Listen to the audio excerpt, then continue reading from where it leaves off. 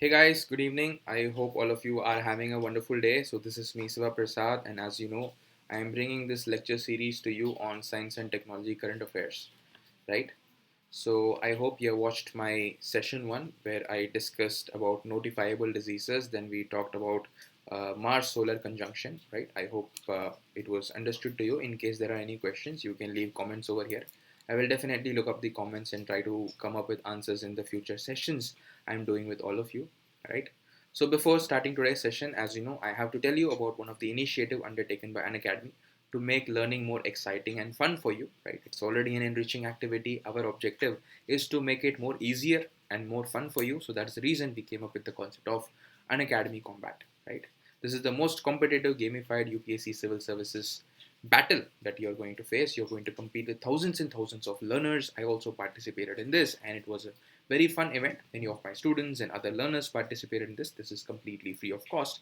This is a fortnightly contest. This is held on every Sunday. The previous one was held on December 6th. That means on December 20th, 2020, the next session will be held. The timing is going to remain the same, that is at 11 a.m. All right. So let me just spend a couple of minutes and tell you about the Unacademy Combat. So there are challenging questions, and these are curated by some of the best Unacademy educators. Right, these questions are unparalleled, high-quality level questions with a lot of thinking and foresight has been, invested while coming up with these questions. This is super fast and fun. There is real-time ranking. You can see your ranks go up and down. You get an opportunity to compete with some of the best aspirants in this particular field. Following the UPSC combat, a detailed video solution will be provided by one of the top educators on Unacademy. All right. So as I told you, you will be given scores. There are negative markings as well. So you will be able to evaluate where you're going wrong.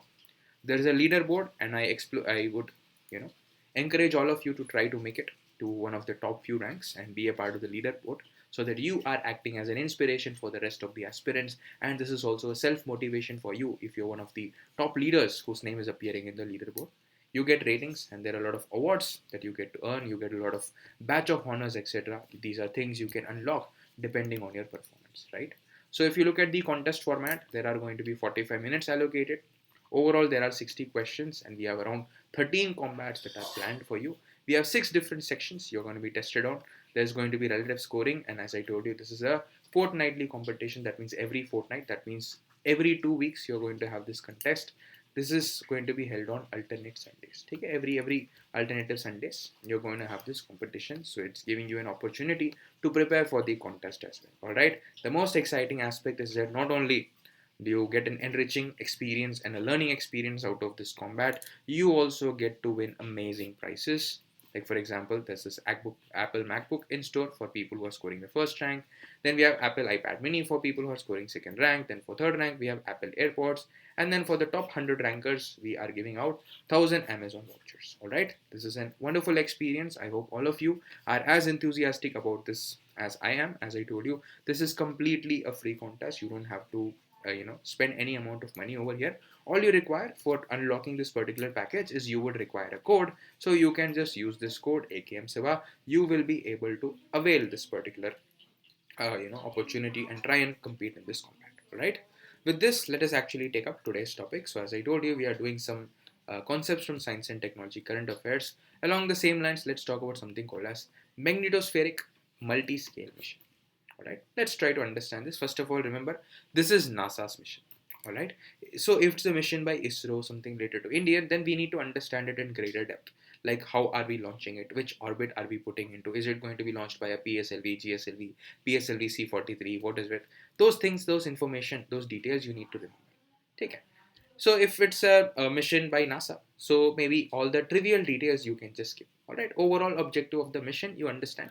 You understand what is this concept it is trying to interpret. That's all. That should be enough for missions that are launched by other agencies. All right, by international agencies like NASA, European Space Agency, Japan Space Agency, or Russian Space Agency, etc. All right. This is an NASA's mission. The idea is to study magnetic reconnection. What exactly do we mean by magnetic reconnection? It means how the sun's magnetic field and the earth's magnetic field, they connect and then disconnect. All right, let's try to understand it in a more simpler way. All right, let me use a different color. Let's say this is the sun. All right, then let's make this is your earth. Right. So if you see, Let's try to take this color red. This is sun's magnetic field. All right. Just trying to draw the sun's magnetic field. It looks like somewhat like this. All right. You can pardon my drawing. Nevertheless, you are able to understand what I'm trying to achieve out of this, right? This is sun's magnetic field. Let us use blue color and depict the Earth's magnetic field. It's going to look somewhat like this. All right. All right. So this is Earth's magnetic field that I'm trying to draw over here. So if you see, there are these particular points, this point, this point, this point, etc. Right? This point, this point. These are places where the magnetic field of the Earth and the magnetic field of the Sun, they are interacting. They are coming in contact with each other. So this is a place where they are connecting. At the same time, these are places where they are disconnecting. Alright, so this is what we would like to observe. We would like to see how the magnetic field of the Earth and the magnetic field of the Sun, they are connecting and disconnecting, right? There are 4 identical spacecrafts. We are expecting them to orbit around the Earth. These are orbiting in a pyramidal shape. Okay, so that means where are we going to place the aircrafts? Right, we are going to place them in a pyramidal fashion. Pyramid means it looks like this. So that means you'll have one here, one here, one here, and one more here. Alright, so this is how you are going to place it. Okay, probably somewhere like this. In this pyramidal fashion, you will see these satellites that are going to make this observation regarding connection and disconnection of the magnetic fields. They are going to be orbiting around this Earth in this pyramidal fashion. Alright, magnetic reconnection, remember, is unique to plasma. Okay?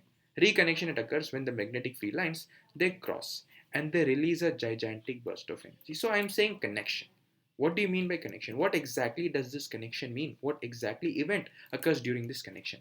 So when this connection is made, when the Earth's magnetic field and the Sun's magnetic field, they are connecting, they are coming in contact. At this point of time, there is a release of humongous amounts of energy, right? There's a gigantic burst of energy. All right. It taps the energy stored in the magnetic fields and turns it into heat and energy in the form of charged particles. All right. So you might ask this question: where is this huge amount of energy coming from? So basically, you see in these magnetic fields, large amount of energies are stored. Right. When they are coming in contact during this connection process, this stored amount of energy in the magnetic field is turned into heat, and it is turned into energy in the form of charged particles. There are some particles, right? These are charged particles. These will be accelerated at a very, very high pace. Okay, that means it's getting converted into kinetic energy and into heat energy. All right, so whatever energy is stored in these magnetic fields is getting converted into this high kinetic energy. Why? Because you are accelerating a humongous number of particles, right? Then there's this heat also that is released. So these accelerated particles will be detected by these satellites. Alright, so as a part of this mission, NASA is going to detect these particles. Alright, and there's going to be large scale flow of matter. Alright, this is what. Right, these particles will be captured. We will be able to understand their acceleration, energy can be computed, etc. Based on this, we can calculate the amount of energy that was stored in these magnetic fields. So this helps us understand the connection and disconnection process better. Alright, if you see, this is the connection and the disconnection. Pardon me. Alright. However, magnetic reconnection can only be studied in situ in our solar system and near the Earth's space. Alright. This if you want to really observe this phenomena, etc., these particles, they are not able to travel for very long distances. Like they don't travel to the interiors of the Earth, through the surface of the Earth. So if you really want to capture these particles and want to understand the concept of magnetic connection, reconnection, etc., you have to study them in situ. You have to have them in the Earth space. You have to actually put them over here in the places where I have drawn. Otherwise, you will not be able to study them. Alright, this will help. Why are we after this? Why do we want to connect this connection, reconnection? What is the significance? It will help us understand space weather. Okay, space weather, as you know, space weather is significantly influenced by our sun, right? Through its temperature, through the solar flares, and through whatever emissions, coronal mass ejections that are coming from there, like including now we can see that even the magnetic field of the sun and its connection with the Earth's magnetic field also is impacting space weather by releasing humongous amounts of energy and heat. So it will help us understand the space weather better, right? It will help us understand the impact on GPS. How is the global positioning system getting affected during this reconnection and discussion incidents? How are the power grids getting affected? How is our communication network getting affected during these, magnetic connection and reconnection events, etc. All this can be understood. And remember, since we are able to understand space weather better, we will also be able to do something called as space weather forecasting. So we can forecast. Forecast means in advance you are trying to see how the space weather is getting influenced. Okay? You are able to predict in the future, oh, this is going to be the temperature range and things like that. All right. So this is your concept called as magnetospheric multi-scale mission. All right, just understand what is this magnetic connection, reconnection, disconnection, etc. This is NASA's mission. All right. Along the same lines, let us try to understand something called as Bedi sheet. What exactly is this? This is a private mission to Moon. This is done by an Israeli non-profit company. It is called as Space Isle. Not very important. All right. The idea why it's important is that it attempted to land on the Moon, but unfortunately, instead of landing, it crashed on the surface. Again, what is special about this mission is that it was carrying many items, which included something called as the dehydrated tardigrades. Okay. As you know, we have always wanted to put living objects on the moon, living things on the moon. Okay. So we have had human beings there, we have had dogs over there. So anyway, what we have tried to do this time is we have sent something called as tardigrades. Let's try to understand what these tardigrades are. Okay. Tardigrades, they are the most strongest and most durable microscopic organisms. Okay, these are microscopic organisms. That means they are micro. You cannot see them with naked eye. They are very, very small. What is special about them is that they are strongest. They are durable. That means they can survive in a wide range of temperatures and conditions, etc. All right. So these are actually called as water bears because of the resemblance in the appearance. These tardigrades are actually called as water bear. Okay. A tardigrade typically it eats fluids. Fluids. It uses its claws and mouth to tear open a plant and animal cell. Okay, and then what does it do? It sucks nutrients out of them. So this is usually the feeding habit of a tardigrade. What it can do is it has these claws. Okay, using these claws and mouth, it opens up a plant cell or it can open up an animal cell, and then it will consume all the nutrients present in these cells. What is special about the the tardigrades? As I told you, these are strongest and durable. Why? Because they can survive in extreme heat and also in extreme cold conditions. All right. So what happens is they expel water from their bodies and set off a mechanism to protect their cells and can still revive if placed in water. Okay? So what basically is special about them? Remember, if they are under some conditions, for example, you might have heard about hibernation, etc. Right? In such circumstances, what these tardigrades can do is they can expel water from their body, so they become dehydrated. All right. So this is a mechanism to protect their own cells. All right. After some time, when the conditions are favorable, what they can do is if they have access to water, they can be revived with water. Take it, they can come back to life literally. See, the organism on rehydration is known for coming back to life. All right. So that's what. So when the conditions are not so good, it can expel water, it can protect itself, it can stay like this for a brief period of time. After that, if you give these tardigrades some amount of water, they will get rehydrated, they will come back to life. All right. So what did we do as a part of this mission? We sent some dehydrated tardigrades. All right. This is the idea. We are sending some microorganisms to moon. The idea is to see how they are developing, how they are able to survive in this new climatic condition that is present on the moon. Alright, because of their durability and strength, we decided to choose them and send them. Unfortunately, this mission, it was supposed to land on the moon, but then it has crashed on the surface of the moon. Alright, so what are the concerns? So as you can see, the main question is, what happened to the tardigrades after the crash? Did they survive? If yes, then how did they survive? As rehydration requires matter. It requires water. So that means, is there enough water content on the moon? Those kind of questions can be addressed. This has also raised a serious question of interplanetary pollution. Why? Because like this, along the same lines, you could be sending either microorganisms or you could be sending nuclear waste up there, or nuclear experiments could be conducted. So this is raising serious questions about interplanetary pollution. How from one planet to the other you are polluting another planet, right? Why? Because contamination could be a serious issue where evidence of life is yet to be found, right? So in places like Moon, Mars, etc., we are yet to see any scope or any signs of life.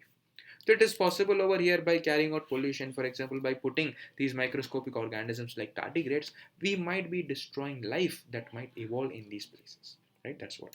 Other plants problems, of course, there are space debris, etc. These have added to rethinking of how space should be used very wisely. Alright, these are some of the concerns. You can also look at them from an ethical point of view also, right? An ethics-based question based on science and technology could also be asked along the same lines. Alright, so nevertheless, try to understand what these BR sheets are, what this mission related to Space IL was, and also who these tardigrades are. So this is all for today. I'm going to take up a lot of such current affair related materials in the future classes. The lessons are going to be just around 15 minutes long. So, it's easier, it's more fun for you to grasp all these concepts. So that's all for the day. Stay tuned for more awesome lessons. Thank you so much. Have a good day.